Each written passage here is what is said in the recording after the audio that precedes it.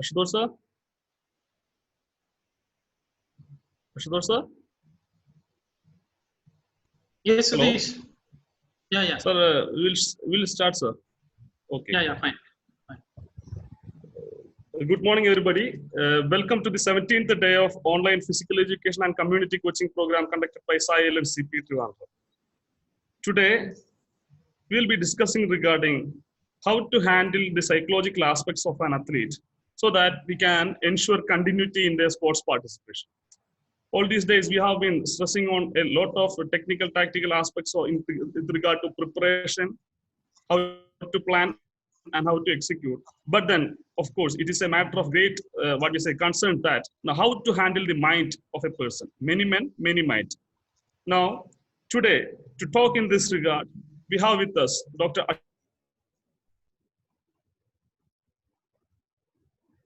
Regarding sir, he has been working in LNCP since 2018, and he has been very successful as a student as well as a teacher. He earned his Bachelor of Physical Education and post-graduation in Physical Education from LNCP Trivandrum with a gold medal in both the classes. And then he pursued his PhD in Physical Education from the esteemed institute, that is LNIP Gwalior, from where he has earned his PhD in a topic pertaining to sports psychology. Sir has also been very successful as a researcher in sports psychology. In this regard, he has earned a scholarship in Asia South Pacific Association of Sports Psychology, a conference held in Taiwan.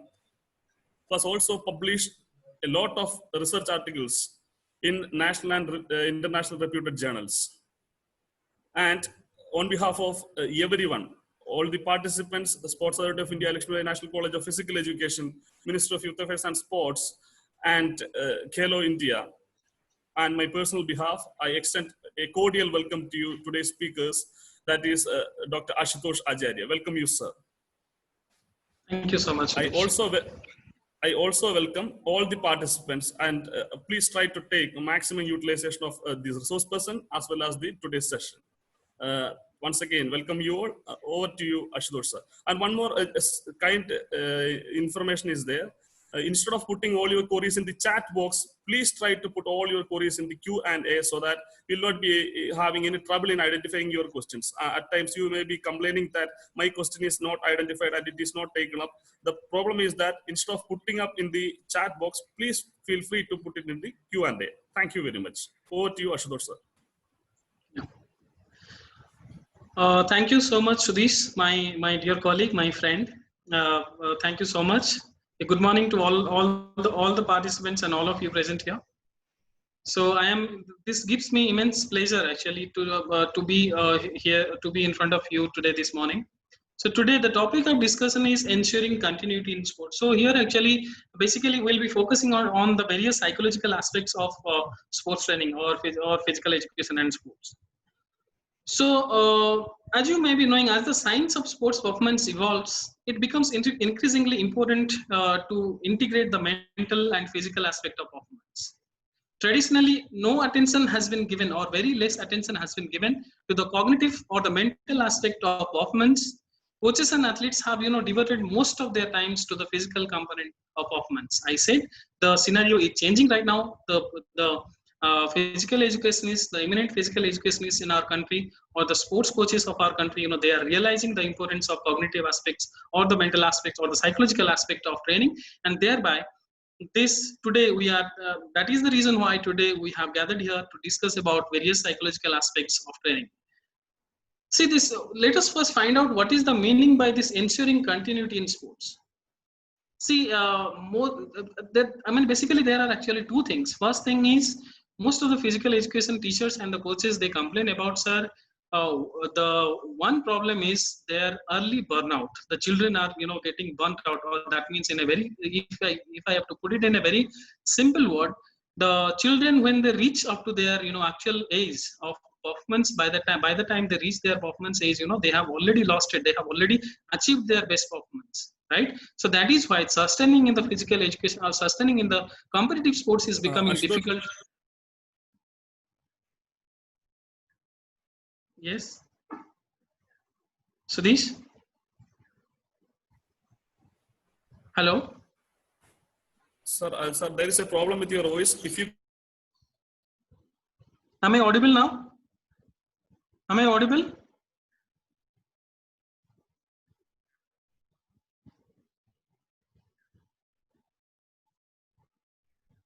Am I audible now? Okay, fine. We'll continue. Okay, so now what I can say, ensuring continuity means, we have to focus on two things. First thing is how we can focus on various psychological abilities, so that the early burnout aspect is avoided. And another thing is how can, as a responsible physical education teacher and responsible coach, how we can promote the lifelong physical activity among our students. So to discuss those things, there are various things that we have to discuss. So the first thing that we are going to discuss today is the motivation. Right? So what is motivation? First, let me just explain you what is motivation. Motivation is a topic, which is very widely discussed and very widely spoken about. So पहले हमें ये समझना पड़ेगा कि ये motivation होता क्या है. So if we have to define motivation, then motivation is the main force which guides or directs your behavior. यानी कि मोटिवेशन एक ऐसा फोर्स है जो कि आपका जो बिहेवियर है या आपका जो कोई भी एक्टिविटी है उसको गाइड करता है, उसको हम बोलते हैं मोटिवेशन. तो मोटिवेशन को समझने के लिए ना हमें सबसे पहले we have to understand, we have to realise what is motivational process. Motivational process क्या होता है? सो मोटिवेशनल प्रोसेस के लिए सबसे पहला स्टेप जो होता है वो होता है नीड. नीड का मतलब हिंदी में जिसको बोलते हैं जरूरत. तो नीड मतलब जैसे कि अगर मुझे भूख लगता है, ठीक है, मुझे जब खाने की जरूरत होता है तो क्या होता है, मुझे भूख लगता है. मुझे जब पानी पीने का जरूरत होता है, मुझे क्या लगता है, प्यास लगता है. when I need some water to drink, I am feeling thirsty. when I need some food to eat, then I am feeling hungry. so जो नीड है, नीड ऑफ मान लीजिए कि फूड है, नीड ऑफ योर वाटर है, that causes a tension in our body, जिसके कारण कि हम भूख फील करते हैं, वी फील हंग्री और वी फील थर्स्टी. तो ये हंगर एंड थर्स्टी जो है ये होते हैं जो टेंशन हमारे बॉडी में क्रिएट करते हैं. ठीक है, तो ये ड्राइव जो होते हैं, the next thing comes drive. So drive is the force or the behavioural aspect of your total complete motivational process. This drives जैसे कि मुझे अगर प्यास लगता है, suppose I am feeling thirsty, so what I will do is I will search for a water source. मैं जाके किसी दुकान से एक water bottle, mineral water bottle खरीद के लाऊंगा. Otherwise I will go to A tap, I will just घर में जाके फ्रिज से पानी निकाल के पीऊंगा. But I have to reach up to the source of water because I am hungry. Hunger is the need. मुझे पानी की जरूरत है, तो मैं क्या करूंगा, अभी चल के दुकान जाऊंगा जहां से पानी खरीद के लाऊंगा, या चल के फ्रिज तक जाऊंगा जहां से पानी लेके आऊंगा. So all these things are behaviours. और तो सबसे पहले है नीड के कारण हमारे बॉडी में टेंशन पैदा होता है, जिसके कारण हमारे बॉडी में कुछ बिहेवियर्स आते हैं, जो कि हमें पैदल चल के जाना पड़ता है या कुछ खरीद के लाना पड़ता है. तो फिर जब हम खरीद के लाते हैं या फ्रिज से जाके लेके आते हैं तब पानी पीते हैं. And once we drink water, तभी हमारा जो सबसे पहला नीड था, जो कि हमें पानी का जरूरत था, वो पानी पूरा हो गया. तो ये जो है, this is a complete process of your motivation. Motivation कहाँ से शुरू होता है? नीड से शुरू होता है, फिर बॉडी में टेंशन आते हैं, फिर ड्राइव्स आता है, then we search for behaviours, and then once we get satisfied, our motivation is satisfied, our motivation ends there. But actually it doesn't end there, because human motivations are unlimited. One motivation, when it is achieved, the another need arises, right? So this is the complete source of this is the complete process of motivation. Now we'll go on to what are the different types of motivation, right? So in most of the books, you might have seen the types of motivation has been divided into two types only. That is, first one is your extrinsic motivation, and the second one is your intrinsic motivation. So we will discuss about motivation a little later. So first we'll move from simple to complex. Let us find out what is the difference between extrinsic motivation and your intrinsic motivation. So extrinsic motivation में क्या होता है? The main criteria on the basis which these two kind of motivation has been divided is the source of motivation, right? So when the source of motivation, जबकि motivation का source आपके body से बाहर है, right? When the source of motivation is outside your body or outside your mental ability or thinking ability, that is called as your extrinsic motivation. जैसे कि for an example, जैसे कि आप स्पोर्ट्स क्यों खेलते हैं ना सर, हमें मेडल लाना है। आप स्पोर्ट्स क्यों खेलते हैं सर, हमें प्राइज मनी लेना है। सर आप स्पोर्ट्स क्यों खेलते हैं, नहीं सर हमें नौकरी मिलना है। See all these things are your extrinsic motivation.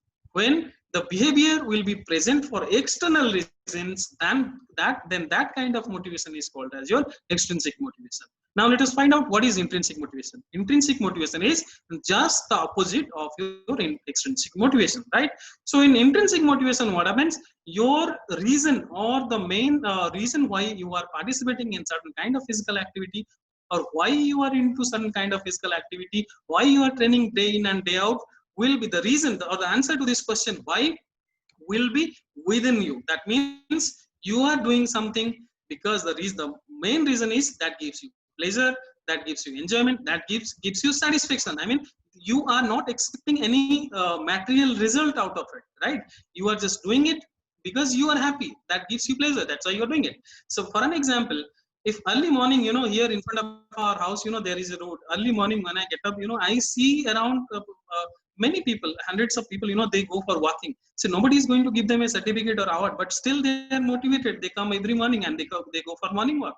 So but this kind of motivation is called as your intrinsic motivation, because the reason why you are doing it, the answer to that why is within you, inside your mental ability. Now that I hope the differentiation between this extrinsic and intrinsic is clear.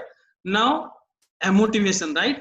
Motivation is a kind of motivation, which wherein the reason or the main objective behind participating in a physical activity or doing sports is not known, cannot be understood, right? The behavior will not be present because there is no point in trying, or it's impossible to succeed. जैसे कि आपको अगर कभी physical activity करने के लिए physical education teachers जो हैं, they will of course agree with me. When you try to call your students to the ground, most of them, many of them, they will say that sir पैर दर्द है, sir I'm not interested. So if a student is saying that he is not interested, how can you pull him to the ground? That we'll learn in the next slide. But that kind of behavior, when a student has no reason to participate in a physical activity or participate in anything, that kind of motivation is called as a motivation. That means there is no motivation as such, right? So the motivation, we have understood what is motivation, we have understood what is motivation process, the complete process of motivation. Now we have understood what are the different types of motivation. There are 3 different types: motivation, extrinsic motivation, intrinsic motivation. We have understood these things. Now we'll go further. Now जितने भी मेरे यहाँ पे physical education teachers हैं, जितने भी मेरे यहाँ पे रेस्पेक्टेड कोचेस हैं, सारे कभी कभी आके बोलते हैं कि मुझे बहुत सारे क्वेश्चन ऐसे पूछते हैं कि सर आपने तो ये बता दिया मोटिवेशन क्या होता है, आपने ये भी बता दिया, ये भी समझा दिया कि मोटिवेशन कितने तरह के होते हैं, बट हम मोटिवेट स्टूडेंट्स को कैसे करेंगे? How do we motivate our students? क्योंकि स्टूडेंट्स तो आप तो किसी को जबरदस्ती उठा के लाके भगा नहीं सकते. How do we motivate them, so that they are willingly ready to participate in the physical activity? Now let us learn that कि हम लोग कैसे participate करेंगे. Let us go back to the school. So to build the motivation among your students, or to motivate your students, you have to follow these 5 guidelines, right? There can be various points which can be maybe discussed later on, but these are the 5 most important guidelines which you need to follow to motivate, or to create an interest among your students to participate in physical activity, so that their not only their sports as a performance sports or will be improved, but at the same time their their level of physical fitness also will be improved. So let us go to the first guideline, that is consider both situations and traits in motivating people. Most of the times what I have seen is we just see a situation, right? We in a particular situation, how a student is behaving, on the basis of that we just draw a conclusion whether that student is interested in to participate or not, right? That's a very wrong practice. Let me tell you, that's a very wrong practice. Rather what we should do is we should also give equal consideration to his personality, to his psychological abilities, to his traits, or whether by born or whether by born that individual is interested in physical activity, right? So whenever you are trying to understand an athlete, not just try to understand on the basis of situations, at the same time you also give consideration to his personality level also, right? So motivations may change. Another mistake what we do is, as physical education teachers and coaches, the motivation of an athlete, you know, it goes on changing. Because when I was in my young days, when I was a college student, if you would ask me that what do you want to become, I wanted to become an administrative officer, IAS. I wanted to become an, you know, public service officer, IAS. But now when I reached in my graduation level after my BP, if you ask me, I wanted to be a sports scientist. So you know what happens, your motivation, your the kind of objective in your life, the kind of, when the objectives are changing in your life, at the same time your motivation for that objective or for doing certain kind of physical activity also goes on changing, right? So when the what is the first guideline, we need to understand their motivation not on the basis of situation only, but on the basis of their traits or personality also. Now let's move on to the guideline 2, that is we need to understand people's multiple motives for involvement. When a student is participating in physical activity, they have so many motives, they have so many reasons to participate in a physical activity. So at the same time, we need to understand, we need to realize what are those underlying motivations, why a student is motivated to participate in a physical activity, or why he is not interested to participate in a physical activity. That's the second guideline.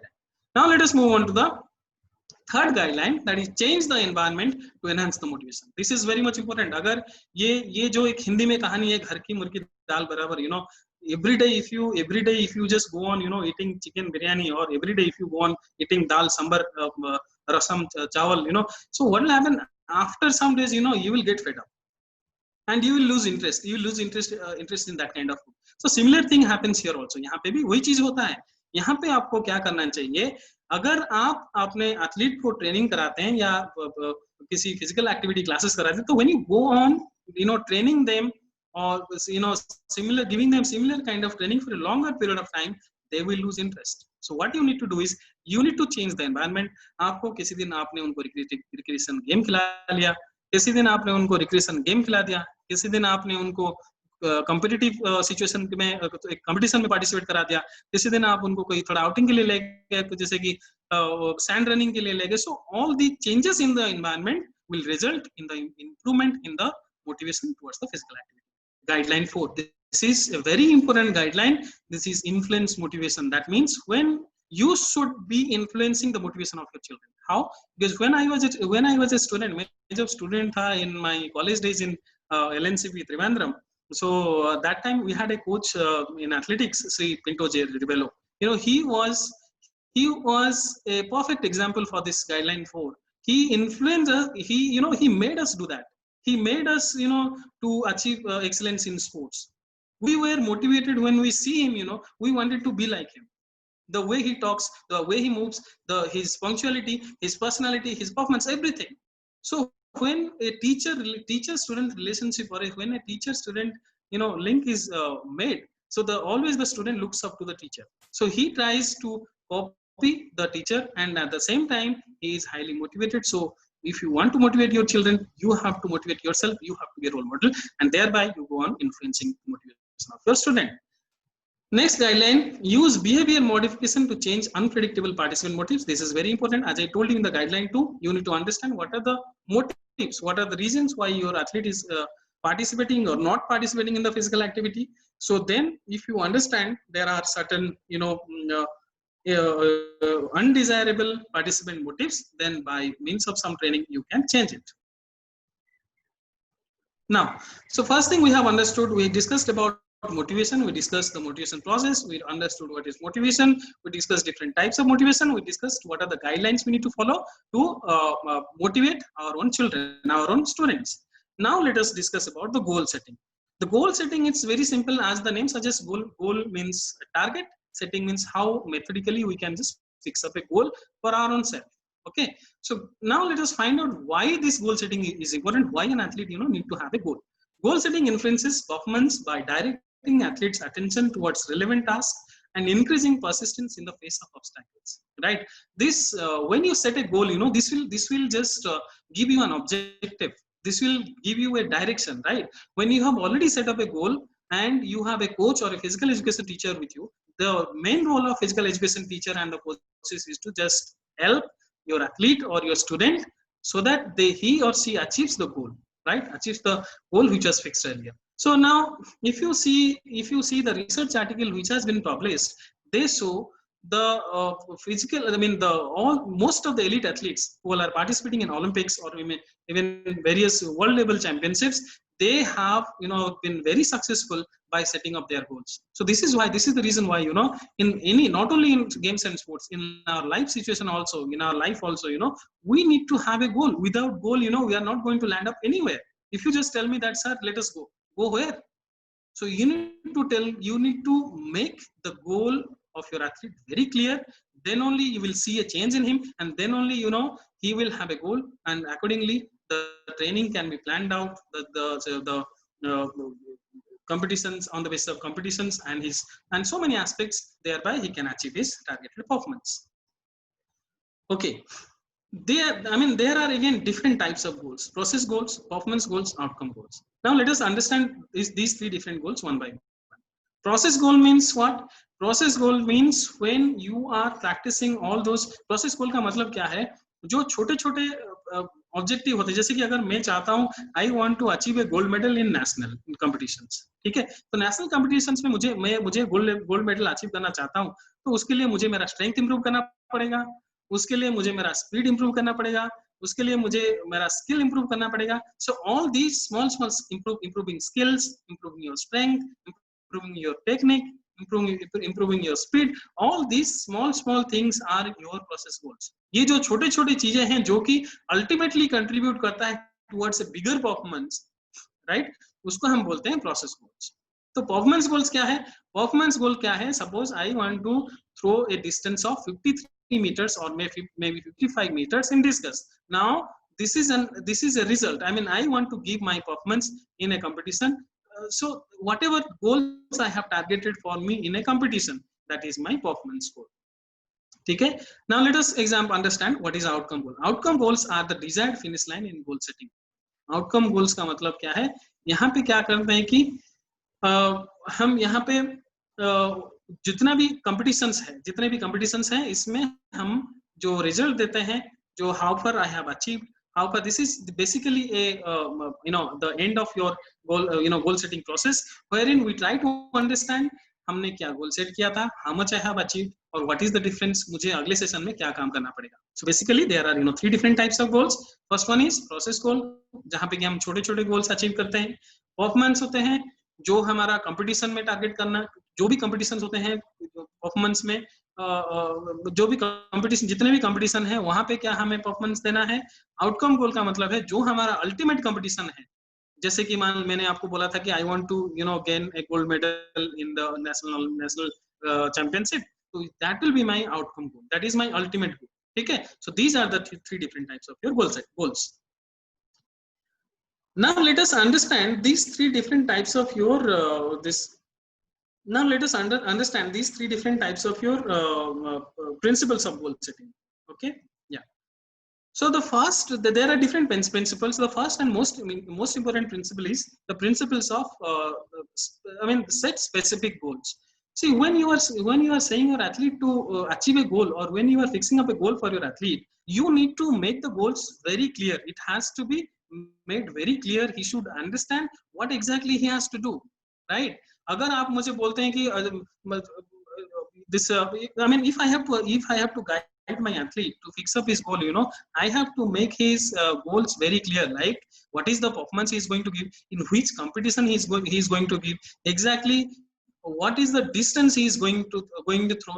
When you make your goals more specific, your athletes are more highly motivated to participate, because there is no confusion. Now they have understood this is what I need to achieve. So the first and most important principle of the goal setting is setting specific goals. Next, set moderately difficult but realistic goals. This is very important, because most of the times what I have seen is just to gain our own interest, like just to so that we have so many medals, just to on name and fame. What happens, we put so much of load on our students. We just fix up such goals for our students that either it is very difficult for our student, right, which he is not going to achieve, or it is very easy, which he can achieve very easily. So whenever you are setting a goal for your athlete, it should not be very easy so that he can achieve it without any much effort. Neither it has to be very difficult. I mean, so that your athlete can never achieve it. So whenever you are setting a goal, it has to be moderately difficult and realistic. Third point, set long and short term goals. I told you long term goals and short term goals also has to be mixed up. Whenever you are fixing up a goal for 1 year, you have to fix up the goal for monthly goals, yearly goals, quarterly goals. There are different types of goals you can fix up when you are going for goal setting. Next is set performance and process as well as outcome goals. We just discussed in the previous slide that there are different types of goals. So all those different types of goals has to be included in your goal setting when you are going for goal setting. Next is set practice and competition goals. Yes, you need to understand one thing, that whenever your athlete is going for actual competition, the disturbances or the distractions are going to be much more in comparison to your practice sessions. So that is why you need to understand the nature and characteristic of your athlete, whether he is able to how effectively he is able to handle the situation in a competitive situation, or how effectively he is able to sustain the load that you are going to give your athlete during the practice session. Practice session में आप कितना load देते हैं उसको ये कैसे sustain कर पाता है, और इवन कंपटीशन में जो सिचुएशन आते हैं उसको कैसे सस्टेन कर पाता है. तो by understanding all these two things you need to set a goals. That mean when you are setting a goal, you need to give consideration to the practice and as well as to the competition. Record goals means you have to write down. So you might have heard, when you write down the goals, you can motivate your athlete, you can motivate your student to maintain a record or a journal, or we call it in normal words like a diary, right? Wherein he can just record his goals, what is the ultimate goal, what he did today, how he is feeling, whether he feels that he can achieve the goal. If your athlete again feels that he cannot achieve the goal on the basis of his performance, or if you feel, then this is a time that you need to reevaluate your goal and you need to modify your goal. Okay, next principle is develop goal achievement strategies. Yes, not just, I mean, once you have fixed up a goal, your job doesn't end, right? What you have to do is you have to find out different strategies to help your athlete so that you can achieve that goal, you can achieve that ultimate aim or objective of your sports performance. Next thing is consider the participant's personality and motivation.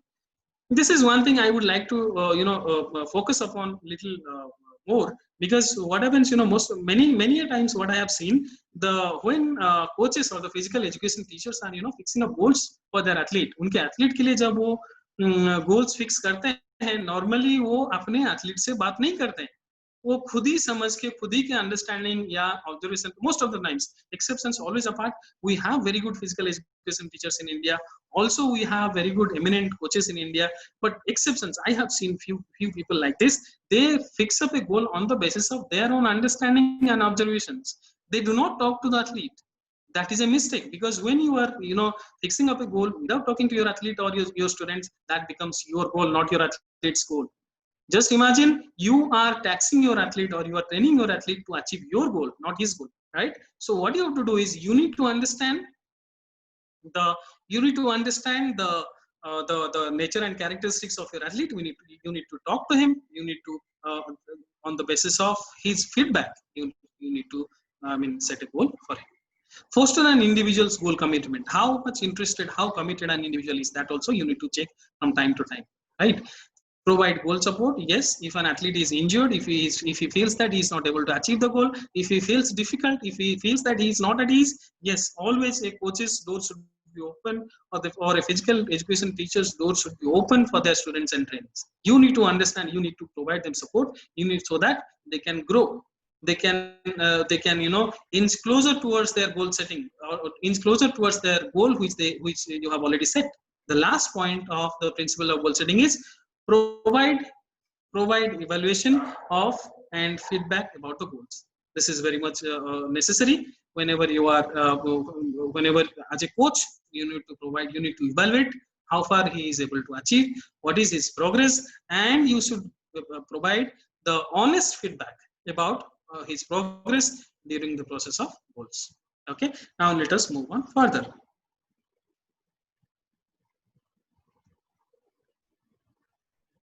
Yeah. So two things in this slide, I would like to explain two things, two diagrams actually. One diagram which is placed on the left hand side top corner, that is blue, and another one which is placed on the right hand side top corner, that is yellow. See, the first one is the left one. What happens, you have, whenever you have set a goal for your athlete, for an example, he gets injured. So when he gets injured, if you see the performance level goes down, that is quite obvious, because when your athlete is injured or is facing any kind of emotional problem, which is stopping him to participate or give his 100% in physical activity, the best thing that you can do is you have to keep him away from the physical activity or from the ground, right? So after the recovery, when he has recovered from the injury, if you see his physical level is not the same what it used to be. So now what you can do is, now you have to work on, you have to motivate him now you have to work on the goal setting. You have to modify the goal. He cannot continue with the same goal that you have fixed up earlier, because that time his level of fitness was good, his performance was good. So that time it was so all these things, everything was good, everything was okay. But now after the injury, his physical level has gone down. Now you need to modify the objective. I mean, you need to modify the goals, you need to modify the objective. And what best you can do is, you can divide the goals into sub goals, right? This is how you need to progress when your athlete is having exams, even when your athlete is having injury, when he's having some kind of emotional problem, psychological problem, or anything. Whenever your athlete is away, you have fixed up a goal. This is normally seen in case of school participation, wherein this wherein the student is away from the ground for so many long time, again he comes back. So during all this process, you need to modify your goals. And now shift your attention to the right hand side, top corner, SMART goals. Yes, when you are setting the goals, you have to follow the principle of SMART. Then S is specific, we discussed in the previous slide. Measurable and means whatever the goals you are setting up, it should be measurable. That means you should be able to find out, you should be able to quantify it, right? Action oriented, that's true. Realistic, yes, we discussed, that is the first point of your principles of goal setting. Timely, yes, of course, there has to be a time duration, there has to be a time limit for all the goals that has been set. That means within how much time, weekly, daily, weekly, monthly, yearly, quarterly, all these, I mean, you have to evaluate, you have to find out within this time I have to achieve. There has to be a time limit for all the goals that you have set for yourself. Then last one, self-determined goals should be set by or have input from the participant, that I have explained you in the previous slides. So with this, we have understood what is goal setting, why goal setting is required, and what are the different types of goals we have, what are the different principles of goal setting, and finally we have discussed about the SMART goal setting and how, if an injury has occurred, how do we deal with goal setting process. Now let us move on to concentration. Concentration में क्या होता है, देखिए अभी जितने भी सारे कितने हैं, अभी कितने पार्टिसिपेंट है हमारे, यस अराउंड 1100 पार्टिसिपेंट्स हैं. So this 1100 participants, when means मैं अभी यहाँ पे बात कर रहा हूँ तो आपको सारा मुझे आप सभी को मेरा बात सुनाई दे रहा होगा, but can you tell me, is it the only thing that is happening around you? No, the answer will be no. There are not, this is not, you are just listening to me, my voice, but this is not the only thing which is happening around you, right? आपके में से चारों तरफ कहीं fan चल रहा होगा, lights on होंगे, कोई बात कर रहे होंगे, there may be so many things going on right now, but you are able to listen to me whatever I am saying. Why? Because you are paying attention or you are focusing on my talk. So that is what is concentration. Concentration is the ability to maintain focus on relevant environmental cues, right? Environment में हम लोगों को बहुत सारे cues मिलते हैं, बहुत सारे information मिलते हैं, बट हम जिसके ऊपर फोकस करते हैं उसको बोलते हैं हम लोग कंसंट्रेशन. ये पूरा मेथड को हम कंसंट्रेशन बोलते हैं, ठीक है? तो जो कंसंट्रेशन है, it can be divided on the basis of two things.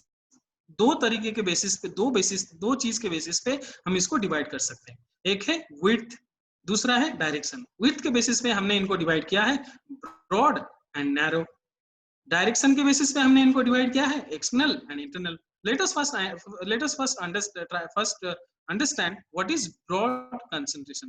Broad का मतलब ये है कि जब आप बहुत सारे लोगों के ऊपर at a time, जब आपको बहुत सारे लोगों के ऊपर या बहुत सारे की चीजों के ऊपर फोकस करना पड़ता है या कंसंट्रेट करना पड़ता है, उसको हम बोलते हैं ब्रॉड कंसंट्रेशन या broad focus, broad attentional focus, ठीक है।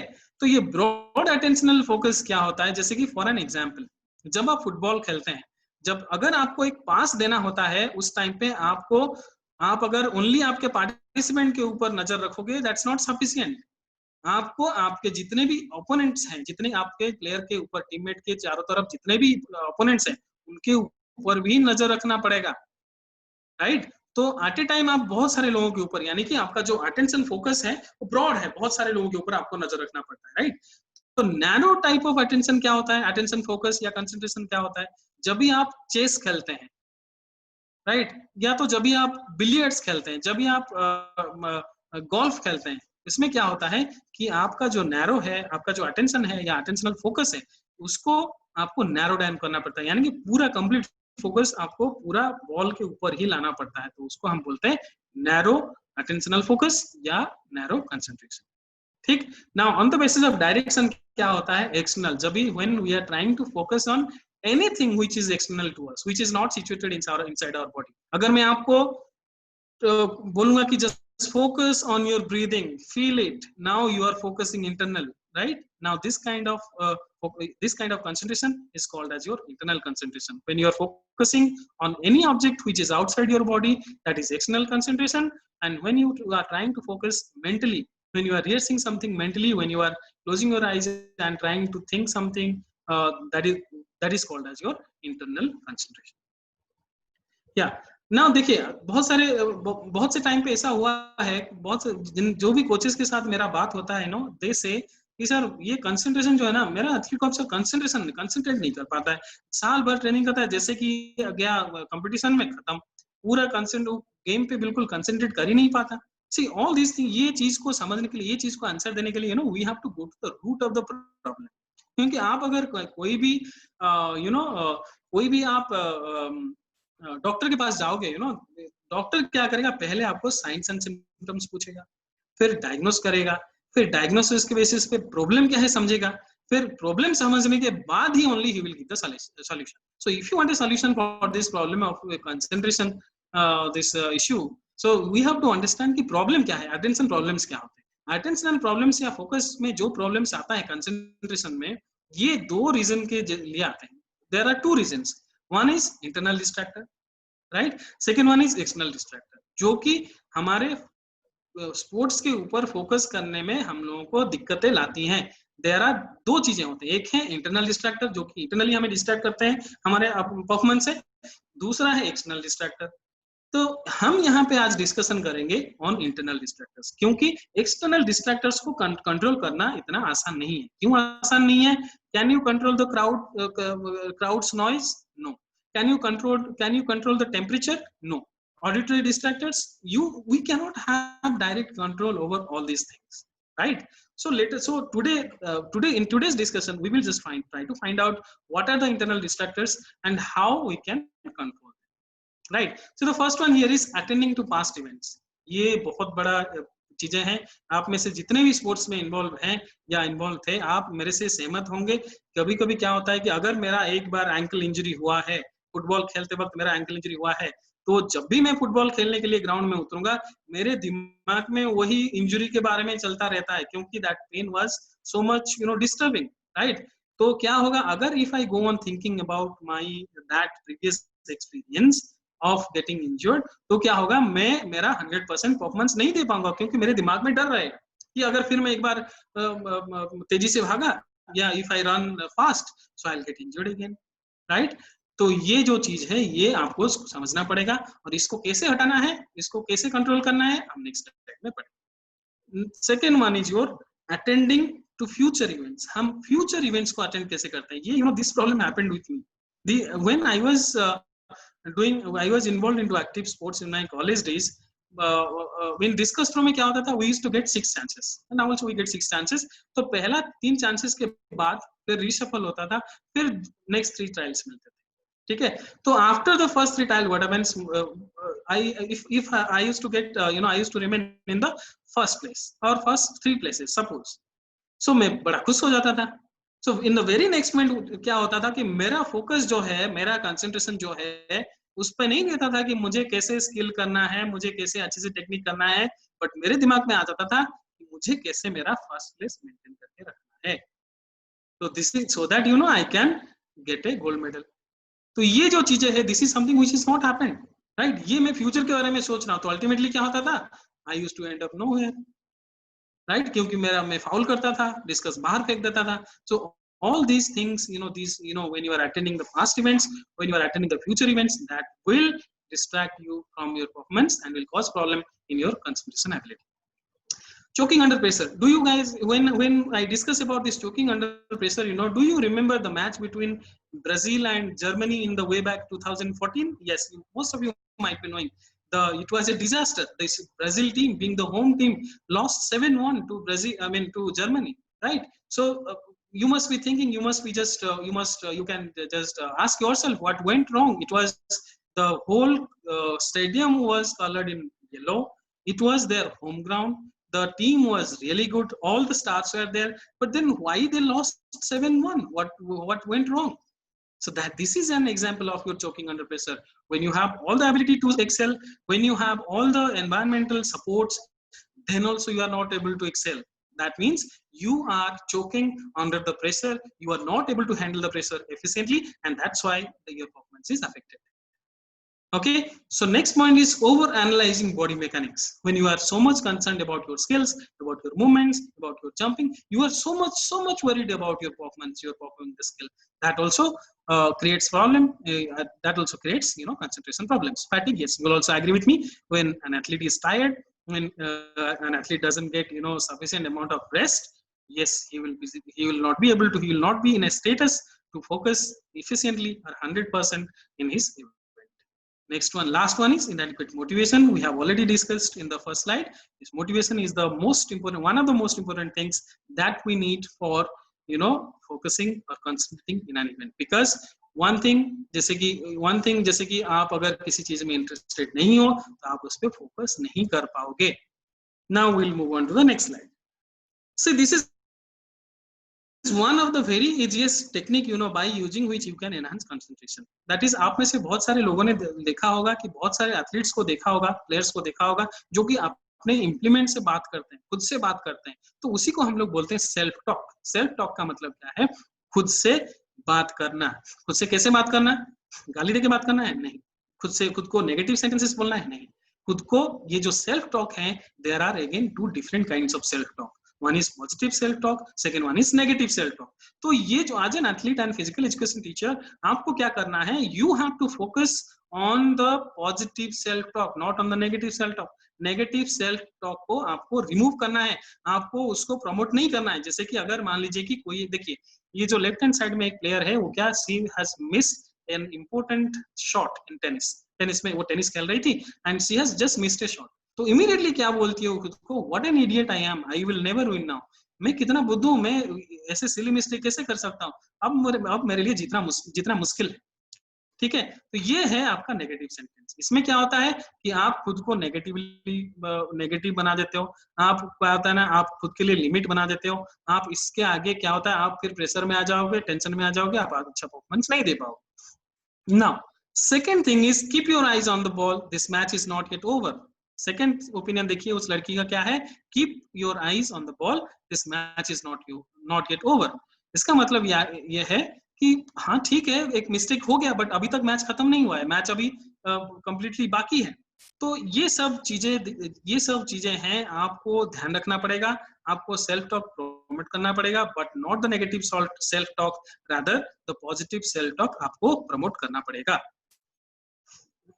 Methods of for enhancing concentration, there are, ये देखिए मैंने बहुत सारे तो मेथड्स हैं ही, इन एडिशन टू दिस भी बहुत सारे हो सकते हैं, बट मैंने ऑन फील्ड टेक्निक्स इसीलिए आप लोगों को बताया है क्योंकि I know physical education teachers के लिए specifically the finance is a big factor, right. So it is not possible to purchase all these big equipments which cost in lakhs in the schools, right. तो इसीलिए मैंने आपको यहाँ पे on field techniques जो है यहाँ पे सजेस्ट किया है, which you can use it without any cost, without any much of financial burden involved. So what you can do is you can use simulation practice. You can use simulation practice is like creating a real game like situation in your practice sessions, right.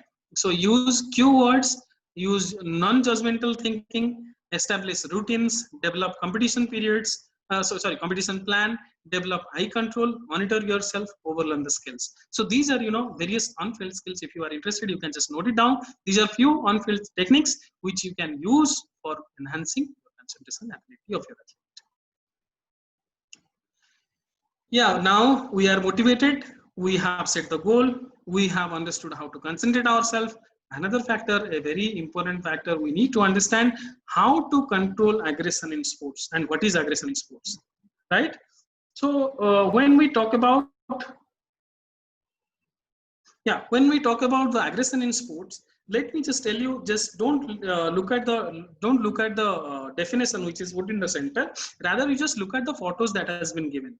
So one thing which is very common here is there is a negative behavior which is targeted. The main target is cause harm to somebody, किसी दूसरे को हानि पहुंचाना है. All ये सारे photo में आप देखोगे, कोई किसी को मार रहा है, कोई किसी को हेडबट कर रहा है, कोई किसी को चिढ़ा रहा है. So all these things are, like all these photos direct only one thing, that is you are trying to cause psychological or physical harm to your opponent.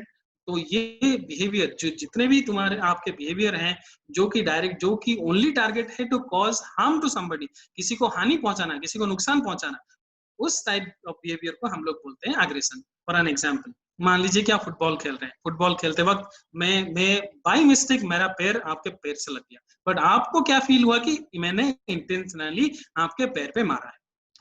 ठीक है, तो क्या होगा फिर आपके दिमाग में क्या आएगा? नहीं, इसने मेरे पैर को मारा है, मुझे इसका पैर तोड़ना है. अब देखिए क्या हुआ, अब आपके दिमाग से गेम का चीज पूरा हट गया. आपके दिमाग से ये हट गया कि आपको गेम जीतना नहीं है, आपको इसे मारना है क्योंकि इसने आपके पैर पे मारा था. राइट, तो ये होता है आपका एग्रेशन. राइट, तो और इस टाइप का एग्रेशन को, जिसमें कि मुझे किसी ने मारा, मैं उसको मारूंगा, मतलब somebody has hurt you and you will hurt him back. That is the only intent. When that is the only intent of your behavior, उसको हम बोलते हैं hostile aggression. That is the only goal is to cause harm to somebody. किसी को नुकसान पहुंचाना है. ठीक है, तो ये जो टाइप्स ऑफ एग्रेशन होते हैं, ये दो तरीके के होते हैं, hostile aggression and instrumental aggression. Hostile aggression क्या है, मैंने अभी जस्ट रिसेंटली आपको बताया. जैसे कि मेरा पैर आपके पैर से टकरा गया, तो आपको फील हुआ कि इसने जानबूझ के मुझे मारा. तो फिर क्या हुआ, आप पूरा गेम के बारे में सब भूल गए. आपको बस आपके दिमाग में एक चीज आया, मुझे इसको मारना है, मुझे इसके पैर तोड़ना है. ठीक है, तो ये टाइप हो गया आपका हॉस्टाइल एग्रेशन. नेक्स्ट आता है आपका इंस्ट्रूमेंटल एग्रेशन. इंस्ट्रूमेंटल एग्रेशन में क्या होता है, इन इंस्ट्रूमेंटल एग्रेशन व्हाट हैपेंस कि आपको, जैसे कि मान लीजिए कि आप एक क्रिकेट टीम के कैप्टन है. ठीक है, आपको पता है कि ओपोनेंट टीम के अभी जो बैटिंग कर रहा है, अगर ये आउट हो गया तो दूसरा टीम का जीतना मुश्किल है, सामने टीम का जीतना मुश्किल है. तो तभी आप क्या करते हैं, आपके जो फास्ट बॉलर है, सबसे फास्ट बॉलर है, उसको जाके कान में बोलते हैं कि भाई तू एक काम कर, तो एक बाउंसर डाल इसको, जो कि सीधा जाके उसके सर पे लगे. ठीक है, अभी वो लड़का जिस बॉलर को आप जाके बोले ना कि बॉलिंग करके उसके सर पे बॉल लगा, उसका और बैट्समैन का कोई दुश्मनी नहीं है, वो लड़का बैट्समैन पे गुस्सा नहीं है, बट फिर भी क्या करेगा, वो बॉलर को बैट्समैन को अटैक करेगा, वो बैट्समैन को बाउंसर डाल के इंजोर करेगा. क्यों? क्योंकि उनको गेम जीतना है. So when we are doing that, और when we are causing harms to somebody to win a game, that is your instrumental aggression. ठीक है, तो डिफरेंस ये दोनों एग्रेशन में समझ में आ गया. एक एग्रेशन है उस बंदे को आप हानि, you just want to cause harm to that person, and the second one is you are causing harm to that person, but the intention is to win the game. तो इसको हम बोलते हैं इंस्ट्रूमेंटल एग्रेशन. एसर्टिव बिहेवियर क्या होता है, normally हमारे जितने भी physical education teachers and coaches हैं, उनको एग्रेशन तो बिल्कुल अवॉइड करना चाहिए, एग्रेशन को प्रमोट करना ही नहीं चाहिए. बट ये जो एसर्टिव बिहेवियर है, इसको प्रमोट करना जरूरी है. ये एसर्टिव बिहेवियर का क्या मतलब है? एसर्टिव बिहेवियर का मतलब ये है कि आपको बहुत अच्छे से, जैसे कि मान लीजिए कि आपका एक क्रिकेट टीम है, तो आपके क्रिकेट टीम को बहुत फील्डिंग एबिलिटी, फिटनेस बहुत अच्छा करानी है, बैटिंग स्किल्स बहुत अच्छा करानी है, बॉलिंग स्किल्स बहुत अच्छा करानी है, so that when they go for an actual competition, they fight with their opponent. I mean, they compete with their opponent in a very effective manner by displaying their skills up to their level best. ठीक है, ये assertive behaviour का मतलब है आपको आपके athlete को promote करना है कि कैसे एक गेम में डोमिनेट किया जाए. कैसे गेम में डोमिनेट करके रहना है by displaying your skills, your techniques and obeying the rules and regulations of the game. इसको बोलते हैं हम लोग as a team. Now how to control aggression, क्योंकि एग्रेशन तो एक बुरा चीज है, हमें तो गेम में किसी को हानि पहुंचाने के लिए गेम तो हम खेलते नहीं है, ठीक है। तो हमें क्या करना है कि we need to control the aggression. And how do you control aggression? The first point is promote assertiveness, नॉट aggressiveness among your athlete। ये मैंने सबसे पहले आपको बोला है just in the previous slide. Next thing is athletes involved in aggressive act should be severely punished. ये चीज आपको ध्यान रखना पड़ेगा। अगर मैं तो आपको ये बोलता हूं कि अगर आपका एक टीम है और टीम का सबसे अच्छा प्लेयर आपका सबसे एग्रेसिव प्लेयर है, या वो आपके बात नहीं मानता है, टीम में झगड़ा करता है, तो you should take a tough decision to drop him from the team, or maybe you should not allow him to play few matches, or you should talk to him. Best thing is you should talk to him, you should find out why he is being aggressive, and definitely this problem will be sorted out. So coaches promoting the aggressive act should not be spared either. That means बहुत सारे coaches हैं जो कि जिनके जो भी देखा गया, आप अगर YouTube खोल के देखेंगे कि जब झगड़ा होता है दोनों टीम में, तो ये कोचेस भी इन्वॉल्व होते हैं उसमें जाके, rather than you need to console your athlete, you need to keep them away from this aggressive act, but आप जाके क्या करते हो, आप जाके उनके साथ जुड़ जाते हो, you also start abusing it to the athlete, to the referees। तो उसमें क्या होता है, अगर ऐसा बिहेवियर कोई करता है तो that coach also should be punished and should be handled accordingly. Next thing is official aggression should be prevented. Officials क्या होता है, कभी कभी ऑफिशियल्स इतने गुस्से हो जाते हैं कि वो गुस्से में आके किसी को थप्पड़ मार देते हैं, किसी को गाली देते हैं, किसी के मुंह पे थूक देते हैं। This normally happens, this kind of behaviour I have seen normally very common in game of football and in ice hockey. So this kind of things should be avoided. The last thing is coping skills to deal with the aggression should be practiced. Different बहुत सारे psychological skills हैं जो कि हम practice करके aggression को control कर सकते हैं। So all those things also we need to practice. So these are the 5 things, these are the 5 points that you can keep in mind, or you can work it out if you want to control the aggression of your athletes, coaches, or your officials on the ground. Next thing is arousal regulation. This is the last topic. This is the last thing we are going to discuss today. Arousal regulation. To understand this, we need to understand what is anxiety. Anxiety is actually a negative state, emotional state. So the moment I say it a negative emotional state, you should avoid such kind of psychological state. So this anxiety, this anxiety is of have got 2 different components. First one is your cognitive component, second one is your physical component. So आपको जब when you are experiencing this anxiety, you feel there is some psychological changes, right? You feel confused, you feel scared. So all those things are whatever changes that is happening in our brain or cognitive level, all those things will be included under the cognitive anxiety. और आप जब anxious होते हैं तो आपका physical changes भी होते हैं, आपके पेट में बटरफ्लाई होने लगते हैं, आपके हाथ से पसीने छूटने लग जाते हैं, आपके हार्ट बीट बढ़ जाते हैं. So all these things are are physical changes that occur when you are experiencing anxiety. So all these components will be included under the physical component, which is called as somatic anxiety. So anxiety can be classified into 2 categories. First one is your somatic anxiety. The second one is your cognitive anxiety. There is also another classification of anxiety which is called as trait anxiety and state anxiety. So when I talk about trait anxiety, this is temporary, right? This is not permanent. So sorry. When I talk about trait anxiety, the trait anxiety is permanent, because this trait anxiety means you are anxious by born. That means this trait, being anxious, is there in your personality, right? In small life situation also you become anxious, right? You become under a lot of stress, you become aroused, right? So that is what happens when your this anxiety is in your personality trait. That means you are by born like that. That is called as your trait anxiety. And state anxiety is relatively temporary, right? This depends on the situation, on different situations. When you face a competition, you feel anxious. When you immediately just see a snake, you feel anxious, you feel under a lot of stress. So all these things are on the basis of this also anxiety can be divided into 2. First one is trait anxiety, and second one is state anxiety. Now I want all of you to pay attention to this slide a little closer. there are three different athletes. We have combined their level of arousal. The athlete A gives his best performance when his level of arousal is low, right? The athlete B gives his level of performance when his level of arousal is moderate, right? But the athlete C gives his best performance when the level of arousal is very high.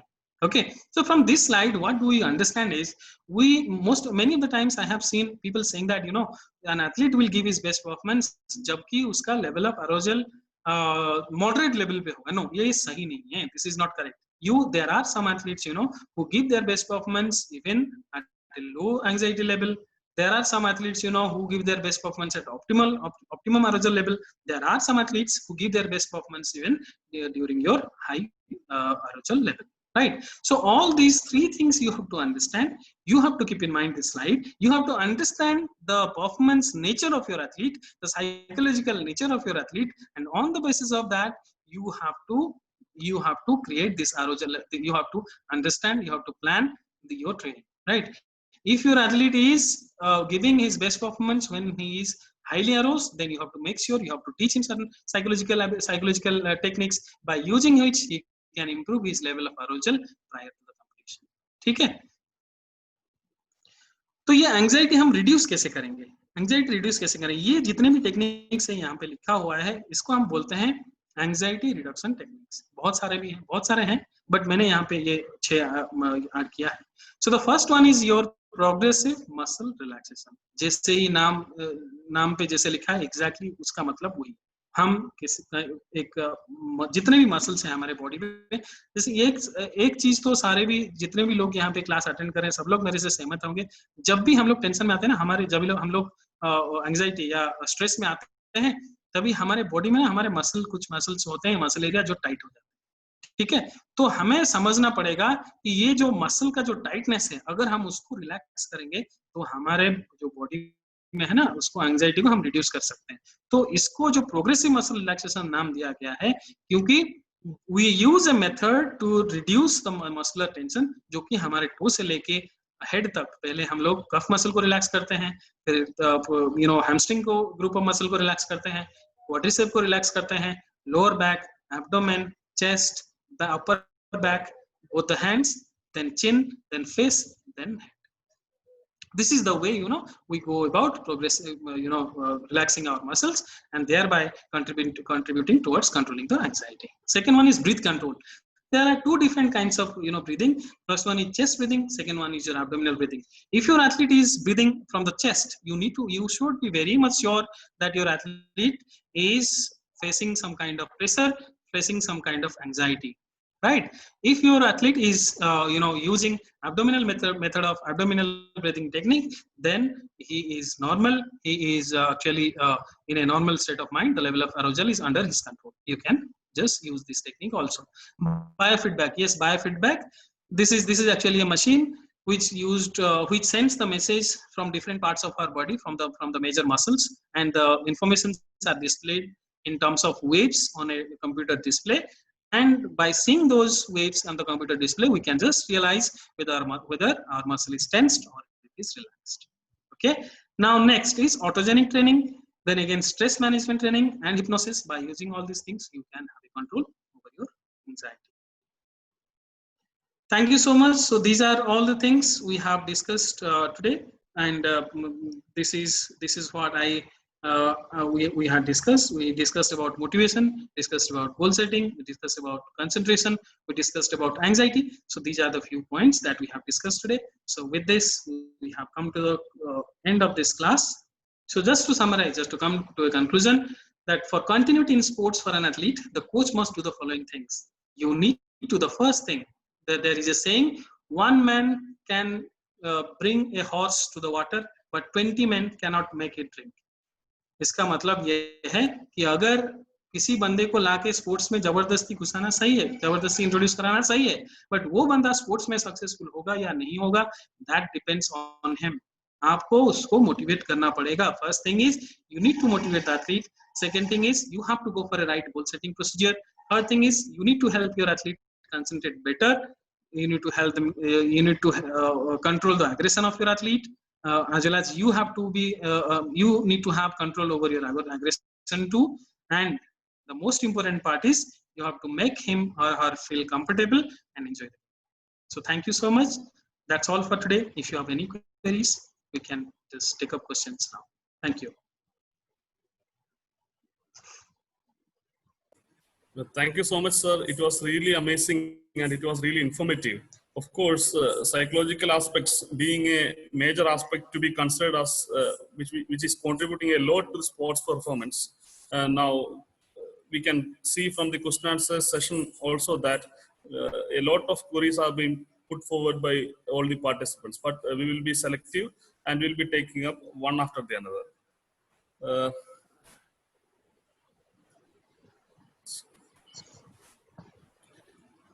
Sir, there is one question from one person, and who is asking, sir, especially when we are handling adolescent girls, when we compare boys and girls, especially adolescent girls are facing a lot of difficulty in terms of developing their own motivation.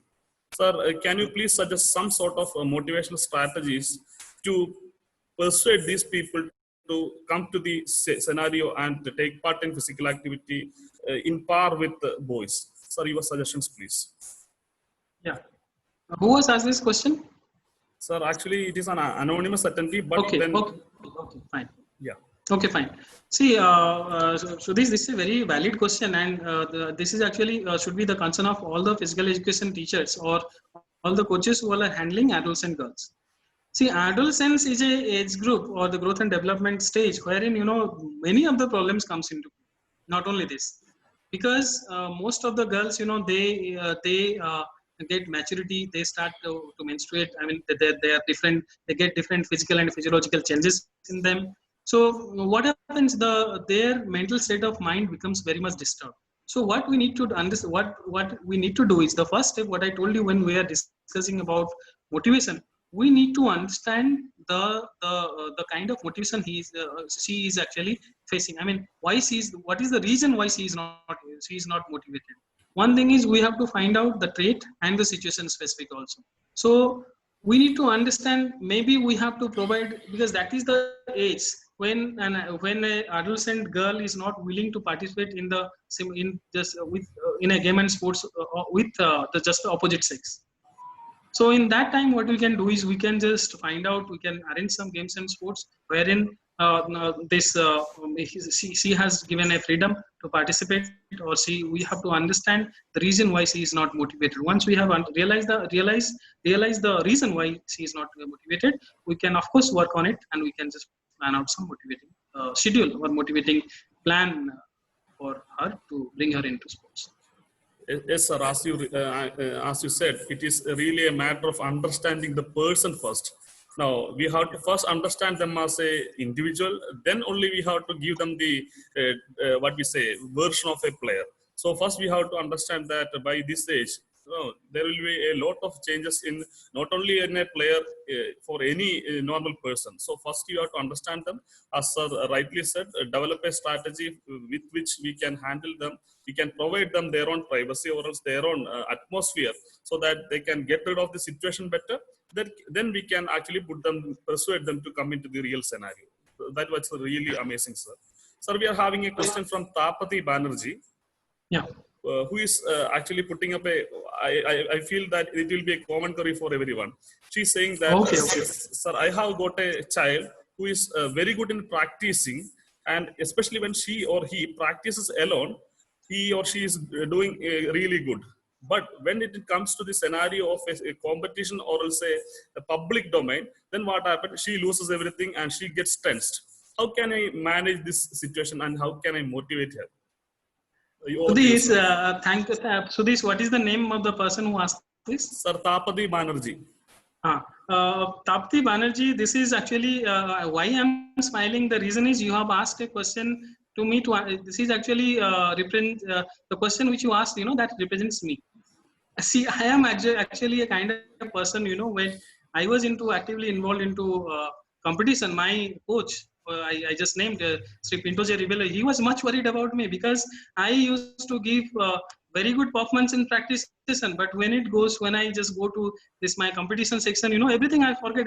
I put myself into just a case just to a shell which is very difficult to crack by my coach. Whatever the thing he says, I was hearing what he says, but I wasn't able to understand what he says during the competition, right? So this is a very valid question. The reason why this happens is, the main thing is the competition fear. And let me tell you, when your athlete is going and competing, he is giving best performance during the practice or when he is alone. But when he is among 4 5 competitors, he has a fear of competition. And rather than focusing on his or her own performance, he starts. I mean, I did that. I started worried about the others' performance. I started focusing on others' performance. Right? I started focusing on how much distance he is going to throw, what is the skill he is going to do, what is the position he is going to achieve, rather than asking myself what should be my technique, what should be my approach. This is a big problem as a coach. If you are facing this, you have to talk to your athlete, and the reason is nothing but competition fear. He is not able to take up the competition fear. And the breathing technique and the imagery technique, these two if you can use, this will work wonders for you, let me tell you. Yes, sir. As you rightly said, it is all about actually managing the competition worries and having a positive outlook rather than bothering about others. First, you have to have faith on yourself, which is called as self-confidence or else, self-awareness. And you have to develop something known as self-esteem, so that you will be able to manage your performance without bothering what others feel or else what others does. It was crystal clear, sir. So we are having a question from Ranjit, who is Yeah, asking, please. sir, as you said, we can develop a lot of motivation strategies, but then whenever I am attempting to motivate the child, he is turning into something which is so aggressive, and that results in a negative outcome. Sir, No, when no, this, I didn't get your question. Can you please repeat? yes, sir, sir, whenever I am trying to motivate my cadet or else my students, what happened? It is turning into something that results in a what we say aggression, which is not controllable. How can we control this aggression of the players?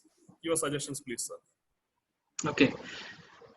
So first thing is, I'll tell you the aggression, to if you, so you mean to, so what I understand from this question is, you are trying to motivate your athlete, you are trying to bring them to the ground, but ultimately, their behavior is very aggressive, and they are not, ready to come to the ground. Rather, they are behaving in aggressive manner, right? Yeah. Yeah. So to this question, what I understand is, there is some problem you need to work on. You need to do a homework to find out, to just convince them what is the benefit and why they should be participating, right? You have to motivate them first. Like, you have to just convince them a reason why they should be motivating, why they should be participating in a sport. Just go back to your school days when you were into schools, maybe your high school days, 7th or 8th standard. Just imagine, maybe few of your friends were not listening to your physical education teacher, right? As a physical education teachers, as a physical education teacher, you need to find out, you need to just clarify the goal. That is the first step. You need to specify, you need to clarify the goal. When you are setting the goal, when you are trying to bring them, when you are trying to motivate them, you have to show them a reason, no, why they should be playing, or why they should be participating in a game. And again, let me tell you, the word of caution is, the way of motivating the students varies. The what kind of motivation you should be using for motivating the young children is different. The middle-aged children is different. Again, adolescent children is different. Boys and girls also is different. So as a physical education teacher, motivating the students is not going to be easy. Yes, when they become aggressive, there are different aggressive reduction techniques. You need to, but let me tell you, once they become aggressive, you become frustrated, or you become rather aggressive, then becomes the real problem. Then always they will run away from you. Rather, you have to be cordial, you have to be acceptive, you should talk to them, you should find out a solution, amicable solution, by taking your athlete or your trainee into consideration. Basically thing is, you need to know your athlete, then only you can give them a suggestion or a solution. Yes, sir. As you rightly said, we have to understand one thing, that uh, we can, to some extent, we can handle these people, even if it is out of that. If it is not controllable, definitely, there are limitations for us. Definitely, you may approach a person who is professional in handling these people. Okay, sir, we are having a query from Deepika Das, who is asking, sir, as you said, we are understanding everything, but the problem is like, sir, how can you understand the symptoms of anxiety? Now, there are some behavioral Yeah. symptoms that comes in the child. So how can I understand whether these things are because of her anxiety, or else how can I differentiate that? That is her question, sir. Please. See, there are many signs and symptoms of anxiety. There are, physical symptoms. There are, physiological symptoms. There are even your psychological symptoms. So you will definitely, if you see the psychological symptoms, let us discuss about first psychological symptoms. You will when you observe your athlete, you will see a change in his behavior. He will be withdrawing himself or herself from his or her friends. He or she will prefer to isolate herself. She will not participate in all this. She will get irritated, and whatever suggestions you give, she will have a negative answer to it, that rather, right? Whatever suggestion you give, he will find an excuse. So these are the vital symptoms, vital psychological symptoms of your athlete when he is feeling anxiety. Most important thing is, he or she will be just as I told you, he will he will make herself so strong, that so negatively strong, that whatever suggestions you talk, it will not get into her or his head. So yeah, the behavior will be different. She will withdraw herself from the activity. She will prefer to sit alone. She will keep silent, keep quiet. When there are few people, who are by born, I mean, personality wise they are silent. But certain people, when you see a sudden change in the behavior, they become silent, they run away from the sports, they prefer to keep quiet, sit quietly. So you must understand they are facing some kind of problem, some kind of psychological problem. These are psychological symptoms. Again, physiological symptom is, again, their heartbeat will be always high. Their sweating will be, they will be unnecessarily, I mean, unusually sweating, even when they are sitting in AC. I have seen people when they are sitting in AC still sweating. The sweating will be there. Their heart rate will be high. Their muscular tension, they will be, their muscle stiffness will be there. So all these things are, they will have a butterfly in their stomach. So all these things, and they will go to toilet again and again. There will be urge of feeling of, passing out urine again and again. So these are your, again, physical and physiological changes, the physical and physiological symptoms, which you can see. Yes, There I are think many, actually. There are so many, but these are the, major common things, ones. you can say. Yes. Yes, sir. Actually, it was so clear, sir. I think it might have really benefited Deepthi, who was asked the question. Sir, we have got one more question from Sudhir Kumar, which is also a common Please. situation. Who is asking, sir, my child or else my player is too good in his performance. I understand that. But most of the times, he is hesitant to follow what the coach says. He considers himself as something, he's like a Superman, and during the game, most of time he wants to show off, and he will not be listening to the coach. So how can I handle this situation? Please, sir. What is the age? Has he mentioned about the age group? No, sir. Age is not mentioned. Okay, most probably what I feel from this concern, the age group must be, he must be an adolescent. Adolescent. Yeah. Yes. So when your athlete is adolescent, you need to understand that he or she will create problem. So we need to handle them very tactfully. So normally, what I tell, the problem this adolescent group face is, they are neither considered to be grown ups. They are not considered to be, kids. So they are in the middle stage where they are struggling to find out a identity for them, their own, for themselves.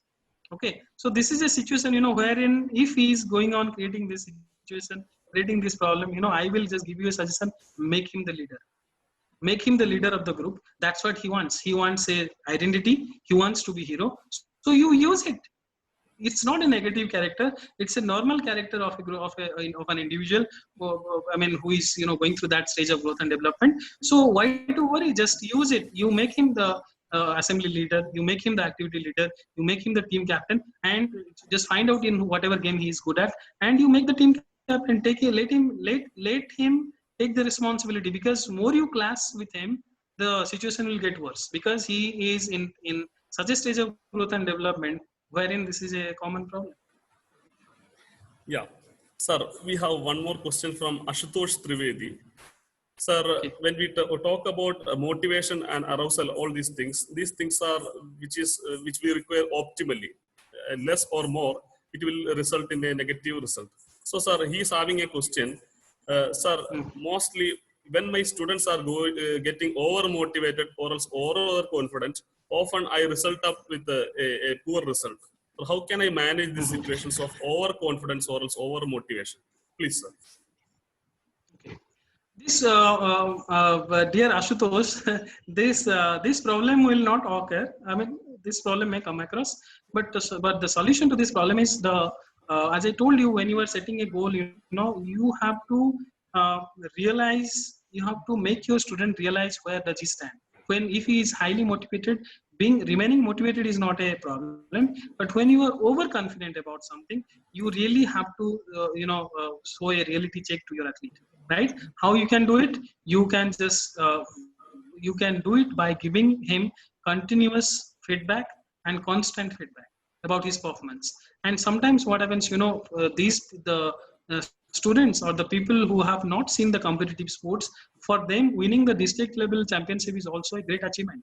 And when they have seen that, they think that they are on the top of the world. So what you can do is you can just show them what real performance is. You can take them to a competition, or you can show them certain videos where what is the actual performance is. So you have to make them realize their reality, or you have to make them realize where do they stand, right? So when you do that, there are definitely it will change. And if it doesn't change, then you make them, if you have a team, you call it tougher team. You make your team, lose maybe in one or two competitions. Don't make them lose always. They will again develop a negative concept. So when you are calling a team for having a competition with your own team, sometimes you call a tough team also. So tough teams will always give a reality check to your teams, to your students. Yes, sir. As you said, it is really a matter of giving a concern for your child in terms of telling him you are also a champion of your caliber, but then you are not only the performer. You have to have always a comparison with yourself, not with others. This may be bringing in a positive impact on your child, I think.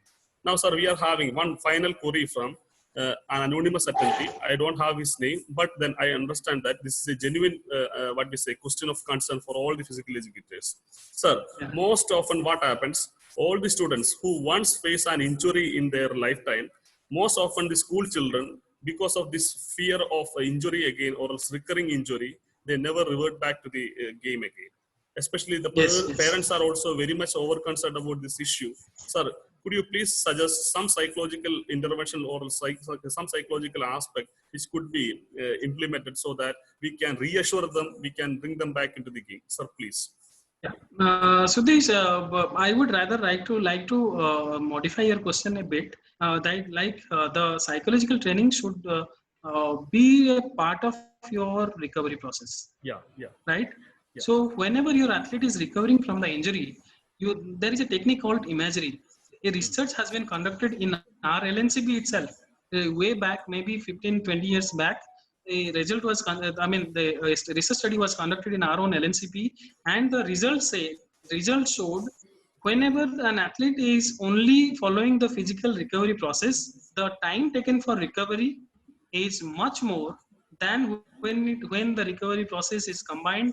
When the recovery process is combined with the psychological methods of training, right? In that research, what happened? The imagery was added.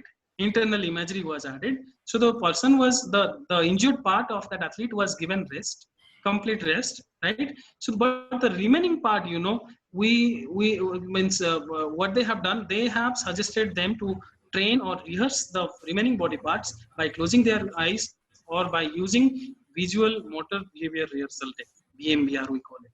Okay, so when we rehearse all these things, when we use all these things, we can combine. When we combine those psychological training or psychological recovery method in the physical recovery method together, then what happens to this? The duration taken for recovery is less, and after your athlete has recovered, the return to the field time, that is the duration from the recovery till your athlete comes back to the ground, is reduced. So main thing is we need to include the psychological skill training program in addition to your physical training during the process of your recovery itself. Then only it will be sorted. Yes, sir.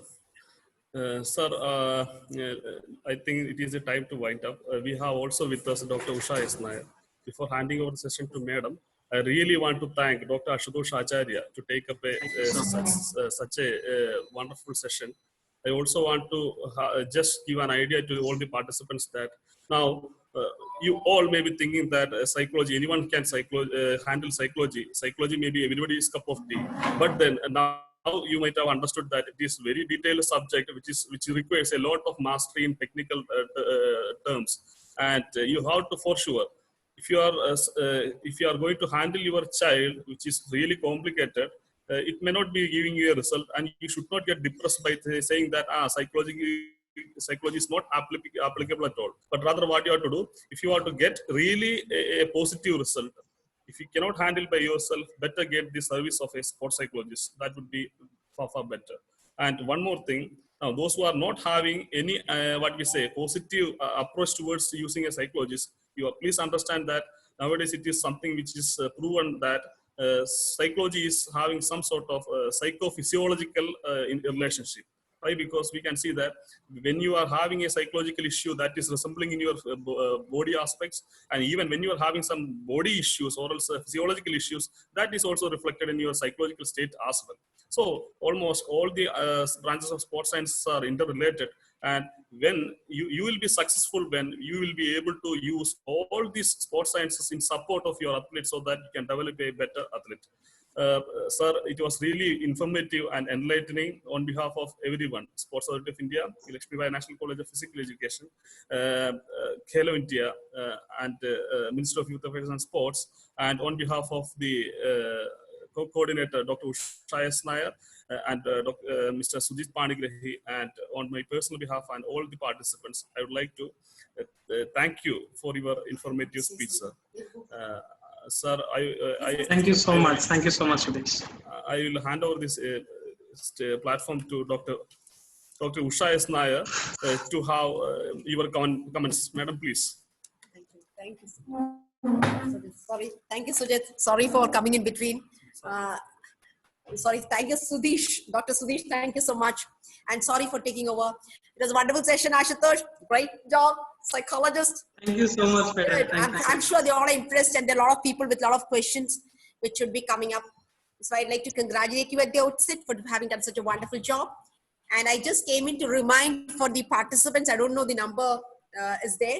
So my dear participants, I'm sure you all are benefited by this particular session. But I'd like to remind you, tomorrow you have a session where Gopichan sir is coming in for a session at 12:30. So please see that you don't miss this session, because we have a very renowned person coming in. And we also have international sessions in the evening. We have seen that the participants are not taking advantage of the session. So it's my humble request that it's only for this week, 5 to 6. Please, 5 p.m. to 6 p.m. also attend the regular international sessions, so that, because that is being widely viewed globally. Evening session is done, which is done globally, along with your regular sessions. And so that tomorrow when speakers see also there are enough of numbers. And tomorrow, please come prepared so that you have a session along with the regular session. You have Gopichan sir and Amit Malik, both of them will be taking a session for you. That is why I had to intervene. So once again, thank you so much. And I hand over the platform to Sudesh. Dr. Sudesh, please. Thank you very much, madam. I once again remind you all that please take a true advantage of this session by Pullela Gopichan, who is considered as one of the most successful athlete, badminton player, as well as a most successful coach as well. Now, he has been awarded with the Padma Shri, Padma Bhushan, and the Dronacharya Arjuna Award, Rajiv Gandhi Khel Ratna Award, a man who has been very successful in the field of sports, coaching, as well as a performer. Please do join at tomorrow at 12:30 p.m. so that you will be getting maximum exposure out of it. Today evening also we are having a session. You please do join so that you'll understand what is happening globally. Now we should not be like what we say. We used to say that we don't know anything what is happening globally, and we are telling that we are not having any performance in the global scenario. Now just look into what is happening globally also. once again, thank you for your active participation. Thank you, Ashutosh sir. Thank you.